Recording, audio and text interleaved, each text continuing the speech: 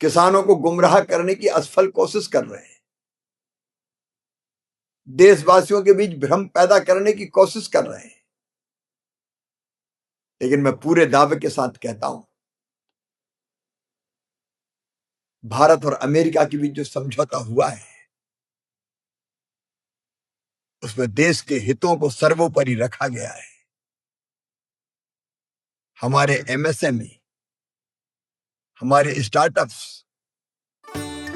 जब सरकार गरीब के साथ खड़ी हो तो हर सुबह में जगती है एक नई उम्मीद, एक नया भरोसा। हमने गरीबों के उत्थान के लिए न केवल योजनाएं चलाई, बल्कि यह भी सुनिश्चित किया है कि वे धरातल पर उतरें। अब गरीब परिवारों को अपनी बेटियों की शादी की चिंता नहीं करनी पड़ती है। उन्हें मुख्यमंत्री विवाह सगन योजना के तहत 71,000 रुपए तक सुगन राशि दी जा रही है। गरीब महिलाओं को रसोई के धुएं और महंगाई से राहत देने के लिए हम हर महीने केवल 500 रुपए में गैस सिलेंडर दे रहे हैं।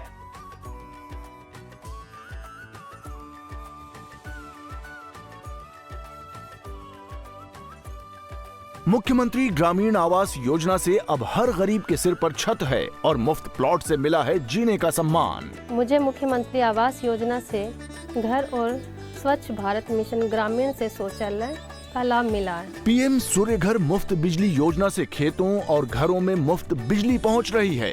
अब किसान भी आत्मनिर्भर और बच्चे भी रोशन भविष्य की ओर। जब गरीब को इलाज का बोझ न उठाना पड़े और बुजुर्गों को मिले 5 लाख रुपए तक का मुफ्त उपचार, तभी तो हर चेहरे पर लौटती है मुस्कान।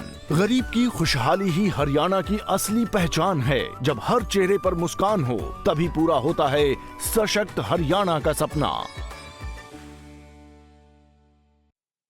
हमारे किसान, हमारे कारीगर, हमारे मछुआरे, सबके हितों की पूरी तरह से रक्षा की गई है। राहुल गांधी बार बार सेब की बात कर रहे हैं।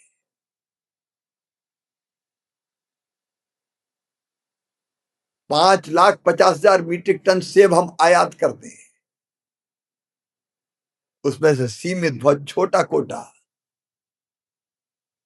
और वो भी किन शर्तों पर? न्यूनतम आयात मूल्य 80 रुपया किलो और उस पर 25 रुपया प्रति किलो शुल्क। मतलब लैंडिंग कास्ट ही 105 रुपया है। फिर किसानों का हित कैसे? अखरोट के मामले में भी लगातार गुमराह करने की कोशिश हो रही है। पहले से ही भारत 60,000 मीट्रिक टन अखरोट आयात करता रहा है। उसमें से केवल 13,000 का कोटा, सीमित कोटा दिया गया है। इससे किसानों का अहित कैसे होगा? सोयाबीन और मक्का,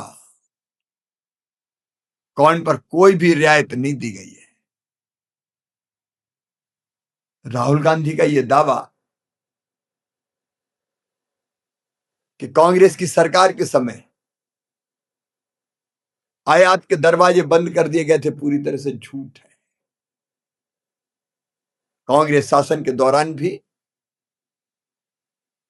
20 अरब डॉलर के कृषि उत्पादों का आयात होता था। डेयरी उत्पाद भी आयात किए जाते थे। देश को जब जरूरत होती है, जिस चीज की कमी होती है, आयात किया जाता है। राहुल गांधी को देश को यह बताना चाहिए कि वो बेशर्मी से कब तक झूठ बोलते रहेंगे। किसानों को गुमराह करने की कब तक कोशिश करते रहेंगे। किसानों के साथ उनका ये व्यवहार बहुत दुखद है और उनकी झूठ की राजनीति का पर्दाफाश हो गया है। प्रधानमंत्री नरेंद्र मोदी जी का हर पल हर क्षण किसान और देश की सेवा के लिए समर्पित है।